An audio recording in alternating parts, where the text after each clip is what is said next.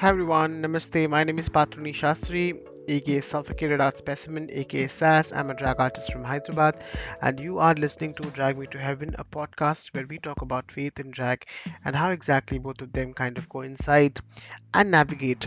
So, this is a space where I have been interviewing drag artists across the world, asking them about how they kind of navigate faith, conflict, ideologies, and identities with their drag. And it has been a very wonderful season where I had been able to kind of interview more than 20 drag artists across the globe.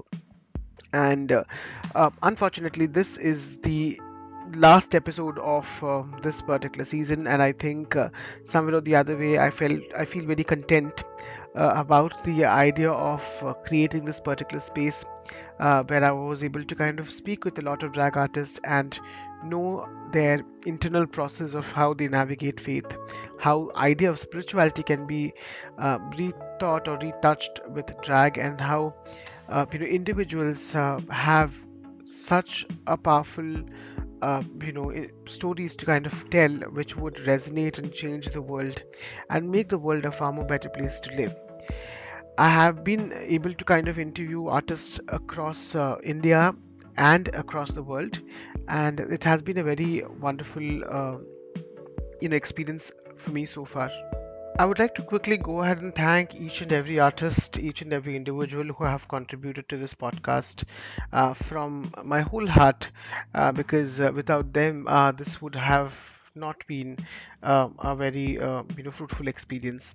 And I think somewhere or the other way, the entire intent of starting the podcast was to ensure that we are speaking about spirituality, faith, identities, and how we navigate it with drag, and the podcast makes it even more you know valuable for people who have chimed in the kind of conversations which we had over here.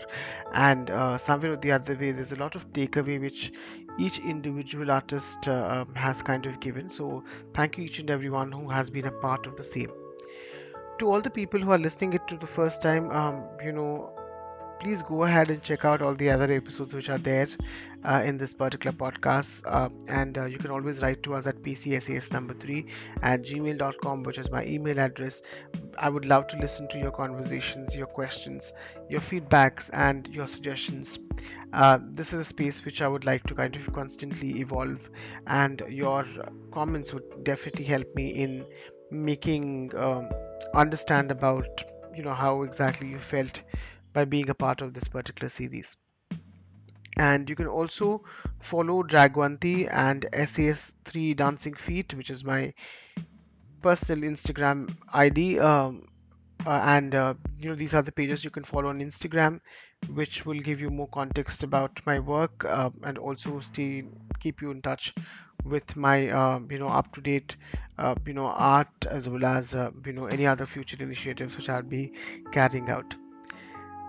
To end this series, I think I had a very wonderful person who would be joining us today, and this conversation was really in depth and kind of resonated with me for a long time. I think I had a wonderful conversation with Mama Gannush, a Palestinian drag artist from San Francisco. Mama Gannush is a Palestinian African trans drag artist, community organizer, and activist who uses their art to fight for liberation, amplifying marginalized voice. As a survivor of conversion therapy and someone living with multiple sclerosis, their work advocates queer, disabled, and Palestinian rights. The drag style draws an elegance of Egyptian golden era belly dance, Palestinian folk traditions, and spontaneity of improv theater. Mama Ganush co-founded the Halal Collective, supporting artists who challenge oppression and colonialism. Their key project includes Cabaret Palestine, Salon Halal, Pink Wash Comrade Dance Party, Opera Palestine, and Vocal EF, all of which provide platform for intersectional activism. Through these artistic endeavors, they seek to empower communities and create spaces to resist and joy. So without any further ado, let me quickly go ahead and chime in Mama Ganush. Hi everyone, my name is Patruni Shastri, aka Suffocated Art Specimen, aka SAS with an ass, and I'm here in Hyderabad at 1 o'clock in the midnight, having a wonderful conversation with the icon and somebody whom I've been kind of recently stalking all their posts. It's Mama Gannush. They are a drag artist from San Francisco, and this is a conversation where we are having about faith, identity, and how we bring all of that together in drag. And I'm super happy as well as excited to kickstart this conversation with Mama Ganoush. Hi, how are you? What's happening on that side? Oh, hi, Habibti. How are you? I am so happy to have this conversation with you. And I'm really excited. I'm sorry I kept you so late. I'm sorry. That's Uh, okay. I know, I know. Thank you for making time for me too. I'm excited to be with you today. And I know we talked briefly about this, but I came before to the region very close to Hyderabad. But next time I have to stop by Hyderabad. Yeah. Yes, and you have to stop by at my house. This is a Yes, mutual I would love to. conversation which we just had. If I'm visiting San Francisco again, I would be staying with Mama Ganush, and if they are visiting Hyderabad, they will be staying with me. And this is something which I kind of. I think it's worth it for me to have stayed back late night as well, because I am already getting a very wonderful energy from you. Thank you so much for you know giving that love and warmth. To all the audience who are listening to us for the very first time, I would like them to kind of quickly know you in a far more better way in your own words. So could you give us your your drag name and your pronouns, and also while you are kind of introducing yourself, could you also help us with how did you kind of start drag, and then I can build up more conversation as in when we kind of go forward. Of course, yeah. So, my name is Mama Ganoush. I go by all pronouns. It doesn't, and drag, I am more of a they them because my drag is very fluid, as very gender fluid as my gender. And I also go by she, her. I am Palestinian, I am trans, and I am a disabled queen. I live with multiple sclerosis, and I have been doing drag for over 6 years now. I came to drag through the artistic side. I'm an improv theater actor trained, and I'm also a golden era belly dancer. So I do a lot of belly dancing, like 1940s Egyptian golden era, fused with debke, which is a Palestinian like sort of line dancing, but it doesn't make sense when you do it alone. And the other part is really my trans journey. So I think drag helped me express a lot of my gender and provide me a lot of euphoria. It's also a platform for me that I use for activism in terms of just sort of challenging the lies about like Palestinians in general, and also that queer Palestinians don't exist. This is like a lie that a lot of people would say, and I feel like my drag is just sort of a representation of what a Palestinian drag queen could be. I'm not the best one, but one of the few ones that are out there. Yeah. Hey, thank you so much for sharing this. To start with, I really wanted to understand that, you being a Palestinian, and also you are kind of coming ahead and performing drag. Did your drag persona, somewhere or the other way, was created? Did it inherit any kind of your cultural belief as well as faith? And how did you kind of draft that persona, especially as Mama Ganush? Yeah, definitely. Mama Ganush is basically my mom. She's a hairy woman. My mom is a very hairy woman. She's also bald, but that's why I wear a lot of wigs and fast. My drag persona is inspired mainly by very strong women in my family. Like my mom is really a big inspiration for it. And also a lot of mixed with Egyptian because I'm Palestinian who grew up in Cairo in Egypt.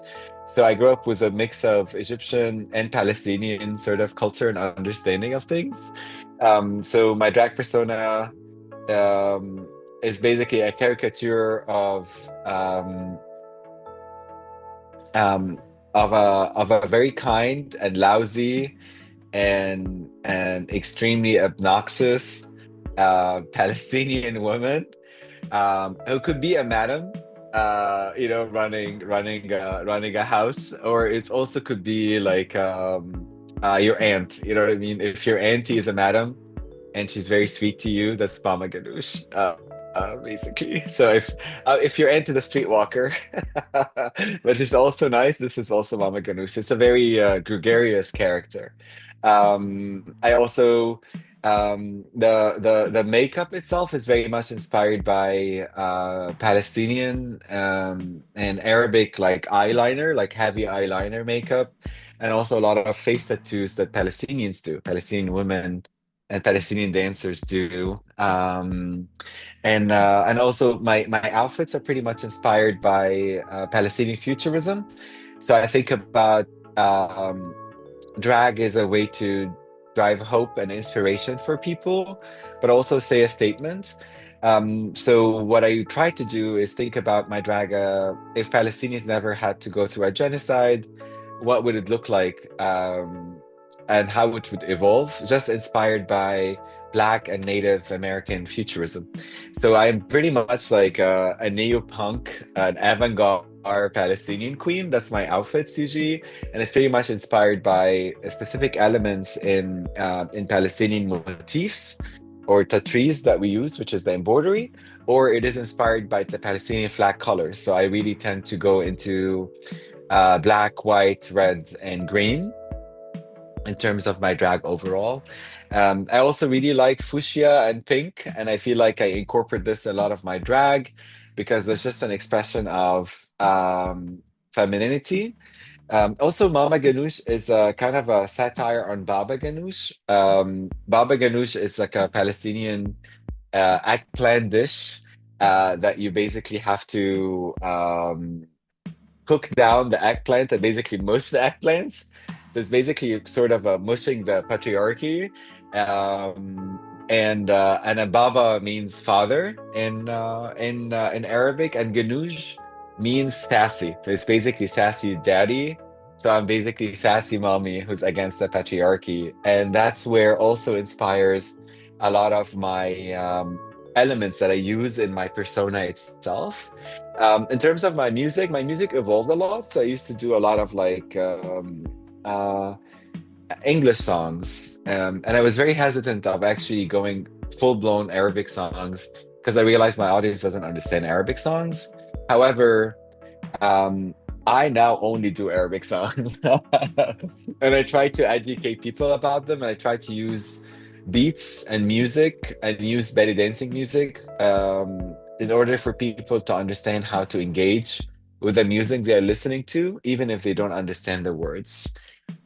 So I try to give them that sort of illusion of being in a cabaret in a free Jaffa, Palestine in the 2024, watching a Palestinian drag queen that never left Palestine. And that's what I try to achieve. Did I answer your question? Sorry. Yes, yes. Thank you so much, You're welcome. for answering. And I think this is so powerful when you are kind of, basically breaking down your persona. And it's also something which, you know, when we look into our own drag and how exactly it kind of transforms as in when we kind of grow as an artist, as well as the age also kicks in, when we kind of look into the idea of drag in itself. You said your drag is neo-futurism of Palestine and gives you hope. I think that is something which is which is the intent of drag in itself as an art form, and you are kind of carrying that legacy, and thank you so much for explaining that to us. I just want to understand, at any point in time while you were performing drag, or when you were kind of growing up as a queer individual, queer trans individual, uh, were there any times where you had any kind of a conflict with your faith, or your belief, and especially I think at this point in time also, where the world is going through a genocide, time and time again, people have to kind of be reminded about this, which is a very sad as well as a harsh truth to kind of understand, because nothing is happening on my side of on my plate, or at this point in time when I'm speaking, somewhere or the other way, I keep on, uh, thinking or not thinking about, there's a genocide already happening.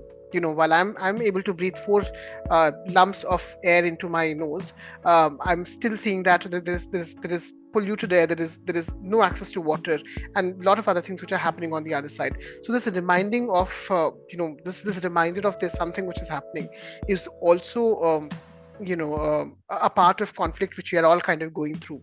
So how do you kind of navigate, and what was the conflict all about, when you see it, when you introspect, from your space? Thank you so much for this question. Yeah, and it's as you mentioned, it's also helped people understand that we don't, as queer and trans people, we don't come in a vacuum. Like there's a lot of other things around this. So I grew up in Cairo. My father actually was very much a leftist. Like my family are like culturally Muslim. However, in the 90s, there's a wave of radicalization in the Middle East that happened after the Gulf War. And that was pretty much inspired by the US. The US was trying to suppress any forms um, of really intellectual resistance. And at that time, with the invasion of the US invasion of Iraq and the Iraq War, a lot of people fled back or left basically the Gulf area into Egypt. And that came with a lot of ideas, where a lot of conservative Muslim preachers took on the mega church like American brand and made it Muslim. So in America, evangelical churches, they look very secular, but they're extremely conservative. And that's the vibe in the 90s, where they decided to do that in order to appeal to the middle class, the educated middle class, or the working class. Um, Outside of what you think a regular imam looks like, or a regular like a Muslim scholar looks like. So you have them in a suit now talking about hell and how if you become queer or gay, you go to hell forever. And so when I was a teenager, my family became super, super religious due to this wave. And I had to endure this. And I grew up my family became very like Sunni or more Orthodox Muslims. And that also inspired me and sort of cohorts me into conversion therapy for 14 years. I was trying to, I guess, be straight or not be trans or queer. So I grew up with a lot of religious trauma. And drag it's not something only that is just very anti-religion in my culture. It's also extremely dehumanized because queer people and trans people and queer, even like gay men are introduced in the movie theaters in Cairo and everything else as the drug dealers. They all have HIV. They don't even have HIV. They have AIDS. They literally die. They're already dead. They already died. They don't even go through the HIV phase. And it's a lot of lies and a lot of like sort of queer phobia. So even if the family is not religious, the society itself does not really accept you as a queer person. And the expression of femininity in the culture is also beyond oppressed because there's a lot of internalized homophobia from gay men, for example, that they will reflect and bully people who are weaker, which are usually trans folks and trans femme folks. And I feel like it's a cycle of hate and oppression that is fed by religion, fed by social norms, fed by post-colonization. Because all the way until the Brits came to our lands and the French before that, and afterwards the Israelis, we were a very like we were like queertopia, I would say. Like a lot of European philosophers and thinkers ran away to the Middle East and to Egypt all the way until the early 20th century from European persecution of queer folks and trans folks. But I feel like colonization and this evangelical church and ideology sort of spread into our region. And then it's also influenced by a lot of support of Wahhabism, which is the most extreme version or conservative version of Islam that is given support through Saudi Arabia. So I mean, like, I'm not blaming colonization mainly for this, but I feel like it's all connected. It's not just one vacuum. It's not like Arabs are not just crazy people that are angry at their kids. It's like it's a complicated process of doing this.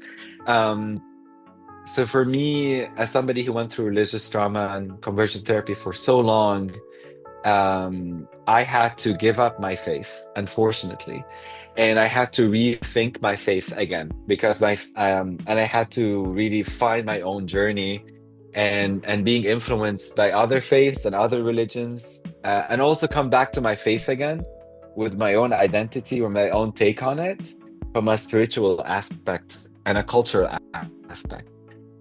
Because, for example, in Islam, you wash your penis after you pee because this is part of our cultures. Culture Muslims, we do that. You know what I mean? And it's something I have to continue doing because this is my culture that I grew up in. But at the same time, this is not my spiritual journey. My spiritual journey is more expensive, and it's not committed to one religion or the other. So, and I feel like drag actually helped me really just sort of discover that and go through that. So drag have when people tell you like drag saved my life, it did for me.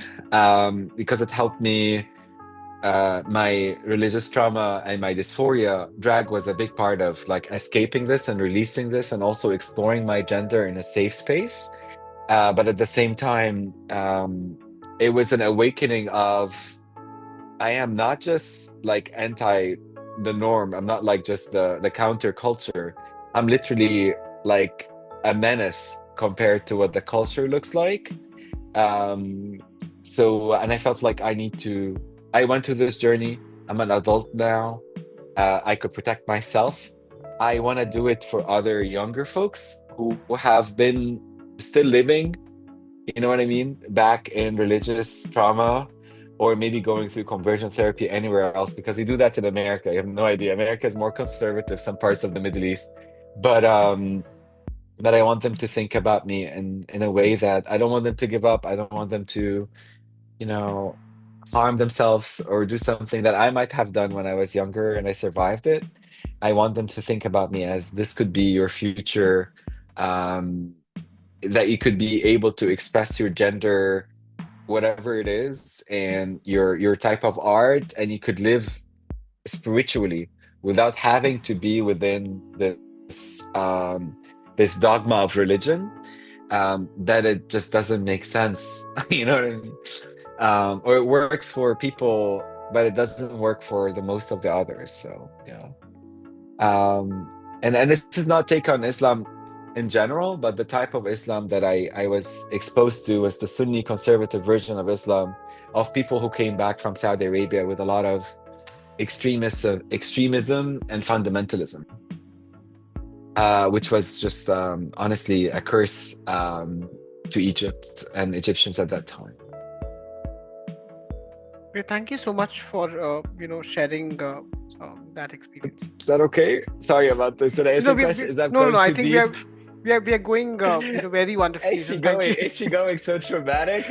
Not at all. I want this conversation to be as as candid. I think when I was having a conversation with Bonnie as well, we Bonnie was very kind of conscious, like, can I come back? Is it too long? I was like, let it, because it my audience are very agile in one or the other way. And they come from multiple aspects of individualism as well, so they would be hating the podcast is definitely one way of hearing. They can't interrupt, just like a video, so hence I choose a right platform for it.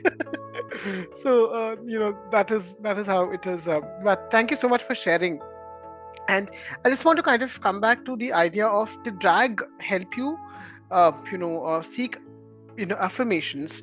It might be for your gender sexuality, but apart from that also your spiritualism, or your faith. Did drag become a tool for seeking that seeking that affirmation? And how do you kind of see drag as a medium to uh, question the idea of like how we are functioning in the society? So do you think drag is can be a medium for exploring spiritual connections as well? Oh my God, definitely, yes. So, what inspires me to do drag, and you could see Nina Simone behind me. I was in a bar in San Francisco years ago, and there was a drag queen doing a Nina Simone song, and I was enchanted. Like, it feels like that feeling, and then people were like dancing and like singing and lip syncing, and she was lip syncing and she was moving, and I was like, this whole thing felt when you go to like a religious sermon or like it's a ceremony. It's a ceremony.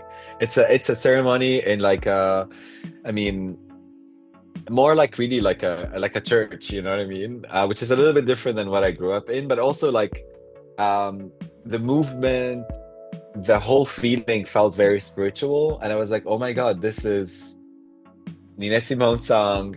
I don't want to say the word of God because like the haram police would like not be happy with this, but for me it was like the message, and the messenger was Nina Simone, and that this is the prophet is this like queer, incredible drag queen doing this. And I felt like this is really what it means to be in community. Spirituality, part of religion gave me community, gave me a space, gave me also like a transcendent like feeling of being grooved into the music or grooved into the scripture. And I feel like that what drag gave me. So yes, drag actually is part of my spiritual practice, I would say. When I perform in drag, I do a lot of actually spiritual and Sufi numbers sometimes, where I do a lot of movements that are inspired by Sufi tradition. Especially like the way you move with the skirt, the tanura. The Egyptian Sufis, they move with the tanura, like just basically they move with their skirt around and around and twirl. And I use that a lot in my drag as an inspiration. It also gives me a lot of like I feel lighter in my heart and I feel more connected to my culture and my spirit. The other thing also I do is that I also do drag that is not only in places that serves alcohol, but also like in other places that doesn't, where people are going there just for community. It feels like church, basically. And and that also very inspiring for me because I feel like what brings people the joy and the connection is not the impact of alcohol that they are on or the drugs they're taking. It's really they're into this music and they into this dance. So I feel like it's drag is kind of a spiritual practice for me. I also understand the moment that the queen or the drag artist, king or queen or anyone, is performing because I could see it in their eyes, the joy. Drag in San Francisco doesn't give you money at all. It is hard to be a full-time drag queen, but people do it because they like it. It's like having something to do, a message that you want to share with others. So you're literally a working prophet for queer and trans people. Also, drag for me is a safe place. So whenever I see a space that have a drag queen or a drag artist performing, it feels safe for me as a trans person and it feels connected. So it feels like a sanctuary for me to be in a space with other people that preaching the crowd is a drag artist. It's not some like homophobic priest. So that's for me feels very spiritual and connected. The other thing also I want to mention is that I get to learn other people's spiritual expression through dance from drag. So I took, for example, like Bhangra class dancing. So I know how to Bhangra dance. I'm actually really good at this. I studied Bollywood dancing. I mean, belly dancing is another thing that I studied the most. But I got a lot of inspiration in even my movements and also an understanding of like how these movements mean and learning the history of the dance itself, especially from the Swana regions. There's so much richness and there's so much overlaps, even in the movements and the beats, that makes you connected not just to your own culture, but to your own sort of race of people, of a broader community of the global south. So I feel like you merge into this like global south movement. It's just very beautiful for me because if I didn't have drag, I wouldn't have learned this, or I've never have been more connected or more proud, not just of my identity as a queer and trans person, as a Palestinian, but as part of this global South that, taught the world what they know right now, and now is coming back into its spring. I know it's dark times, but dark times always bring hope and light afterwards. Great, thank you for sharing. I just want to kind of bring in some points of what you have shared. Firstly, you kind of wooed me with the background of Tina Simpson and Amy Winehouse, which I saw it before when you were kind of sitting, and these are Okay. two two different artists which I practice my faith as with the idea of music. And on a regular basis, this is my ritual. I listen to songs from multiple faiths, and this is you spoke about Sufi music. I'm not sure if you know about this artist from Pakistan. The name is Abida Praveen, Oh, and I love that, Praveen. and Abida Praveen is you know I heard them in one of the context of I think 6 years before, when I was trying to kind of listen to it, and then when I started, I think she is my god, if I could say it in that way, because somewhere or the other way, it might be a language which I might not understand, or it might be a the idea of the context of it, but I feel very lost in music, or I feel music is one way for me to kind of connect with. Same with Amy Winehouse, where I listen to something which is of Amy Winehouse. There's this immediate connect which happens, and there's this artist in India, which their name is MS Subbulakshmi. They passed away. They sing Carnatic music. So music has always been my go-to to reflect and retrospect about my faith, or see the idea of belief in one or the other way. I feel very connected and safe when I'm listening to music. So thank you so much for bringing that part up. And also with belly dance, I think I had a friend of mine who's a professional belly dancer. They're the first South Indian belly dancer. They started doing drag with me in my city. Right now they left the Ah, it's so country. cool. Right now they left the country to pursue higher studies in Ireland. That's one big vacuum which I have, especially in running the drag community in over here.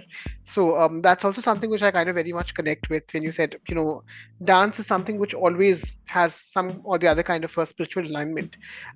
So thank you so much for connecting those dots. I have one particular question is like, while we are while we are as a drag artist creating work within our own spaces, you know, with the current situation where drag has also been very misunderstood, or drag has also been seen as something which is very misinterpreted. What is that one thing which you believe drag artists should do for themselves to start with, which can help us, utilize this art form in a far more better way? Yeah. Oh, wow. This is first of all, thank you so much for sharing this, and and thank you so much for also um like taking interest in belly dancing and Sufism, because these are two art forms I really admire a lot, and it's a big part of my persona. And it's really inspiring to feel inspired, and also by other folks who are also interested. You know what I mean? It's just incredible how us in the drag community, especially from the Swana region, we have like this easy connection. I don't have to explain it. It's like an easier connection with music, because it's a big part of our life too. A lot of other people, a lot of other cultures. One thing I would say for drag artists right now and for trans people, um, it is very unsafe these days. It is very scary. And like the laws are changing. The world is just getting uncivilized, really, because civilization means um, growth and inspiration, and also it means that art and drag artists and trans people are basically in prosperity. The minute you see them not in prosperity, and the minute you see that being demolished, you understand that we are in the dark ages. And the one thing I would say to drag artists, stay in community, because community will take us through this. Which I mean by that is like community will provide us platforms to perform, will provide us audience to entertain, and also will provide us safety.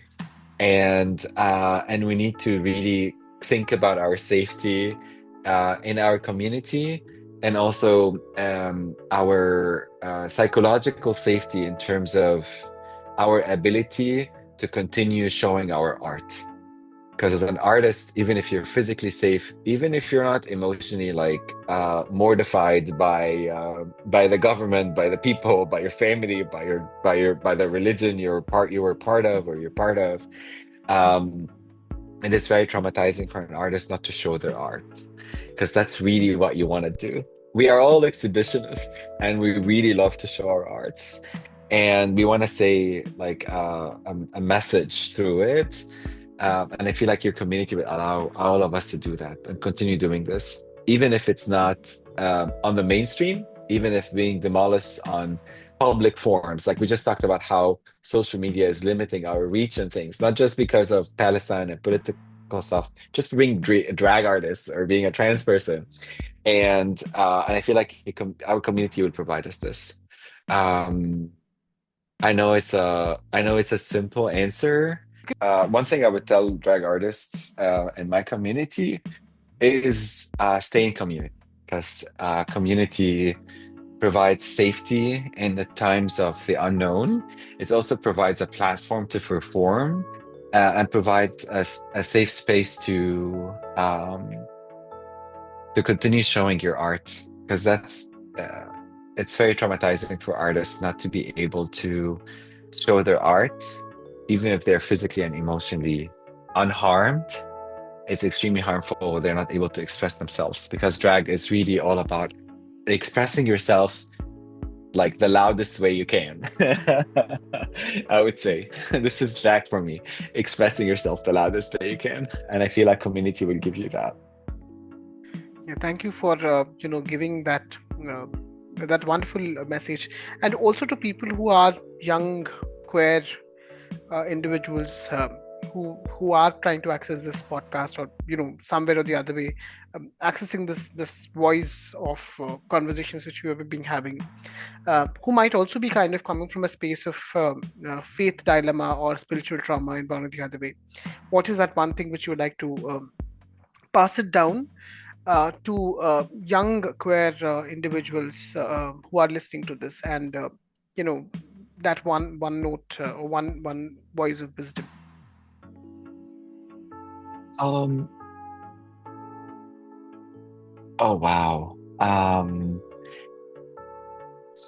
When I was young, when people tell me that God made you who you are beautiful, and you're incredible the way you are.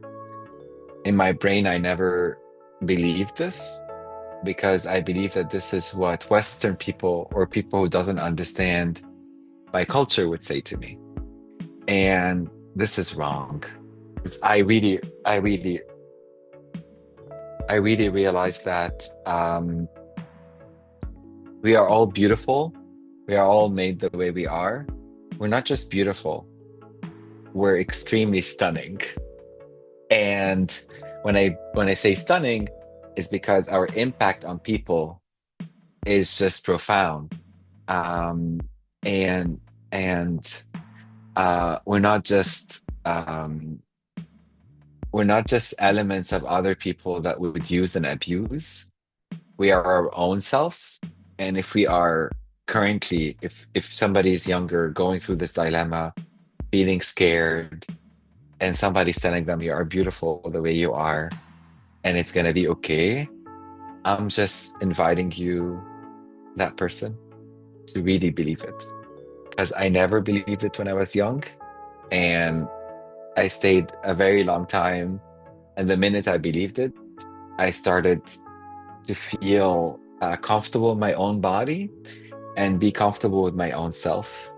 Um, and and always remember that the fear mongor that we are in, whether that we have developed because of what our religion told us we are, our families told us who we are. This is very common everywhere else. So you're not the only one who's going through this. All of us went through this. And I'm a 43 years old person right now who is going through a genocide. who has multiple sclerosis. It's like a really vicious disease, but I am so happy. And every single day of my life is a blessing. And I'm so happy that I made it to this age right now. And I want to even live longer and longer because I believe that all of these things changes and it always gets better. So just remember that you are beautiful, you are loved, you don't need to be afraid of anything. And if a drag queen who's a Palestinian trans person is able telling you that she's living a good life with her MS in a genocide, like she's surviving, she's not just surviving, she's thriving and she is living her life. I hope that gives you hope that it's gonna be at least better for you than me. And hopefully you get even more and more opportunities to explore yourself. And if not now, it's gonna come very soon. It's gonna be okay.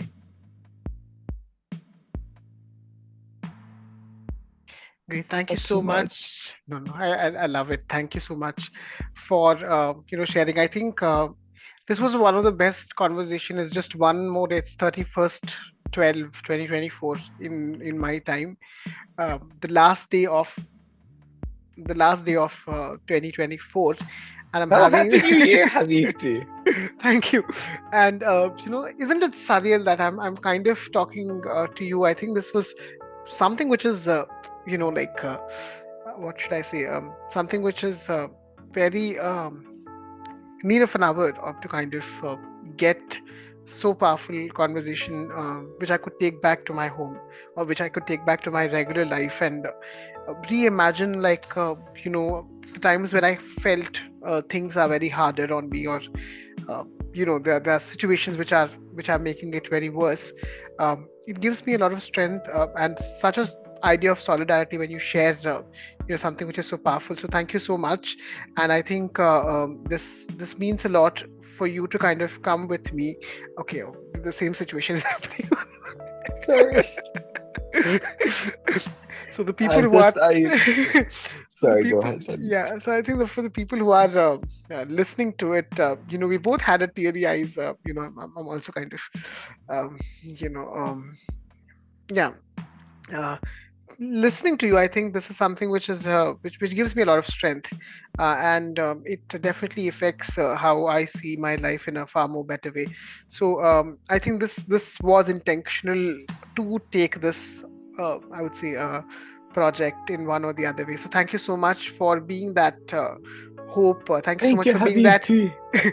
being that messenger in my life, to have a very wonderful intervention, which helped me, which would definitely help me in processing things, how would be kind of going. And also something to all the listeners, this is one of the episodes where I want to kind of end the podcast as well, because we have a very limited conversations which we were having, and the past 15 days have been a dream come true to meet individuals like Mama Ganush, who exuberates the idea of love and care, since the time I started talking with you. So thank you so much for Thank you, give. Habibti. Can I say one thing? One Yeah, last yeah, thing? yeah, yeah.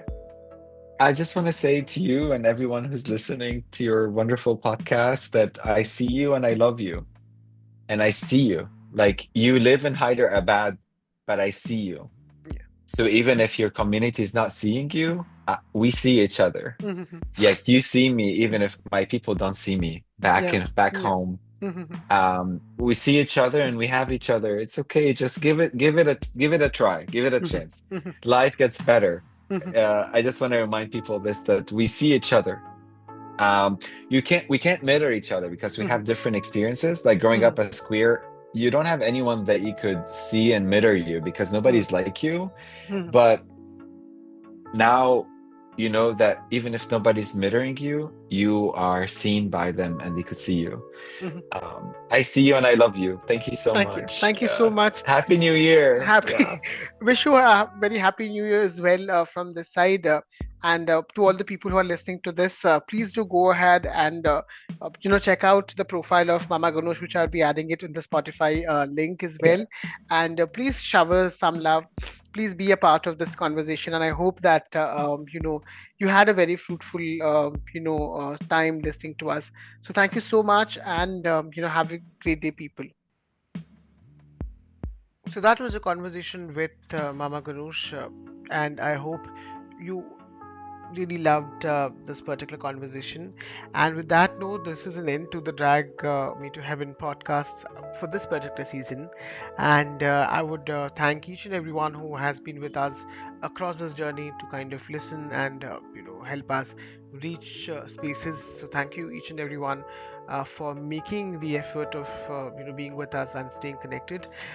For any future conversations, you can always look out to us at Dragwanti, or my Instagram handle is SAS3 Dancing Feet, where you can find a lot of work which I do, and also look out for more such conversations, which would be happening in future. Until then, Happy New Year, and I wish all of you a very fruitful year. And as in when we kind of go ahead and think about starting a new year, we also need to understand that there are multiple, spaces which are being, de-accessed, defranchised by, you know, communities, and then there's an ongoing genocide which has happening, and there's also something where queer individuals are a threat, especially trans individuals are a threat in many communities. So let's all take a stand, let's all kind of come together as a community to kind of rethink, understand, and retrospect on where we stand, and work as a collective individuals to counter hate and bring people together. So with that note, thank you so much and have a great day.